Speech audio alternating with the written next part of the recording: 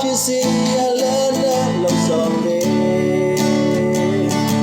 မင်းတို့သားများဝေစရာရှိသေးခြင်းက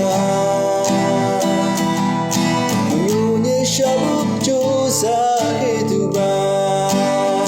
ဒီလာနဲ့ပြည့်စုံတော်မိမကိုဘယ်သူရှာတွေ့မှလဲထို့တော်မိမသည်ရမြတဲ့ဖူးထိုင်မိမကရိုးတဲ့မိသည်မရလာလို့လဲရှောက်ကခေပြလို့တော့တဲ့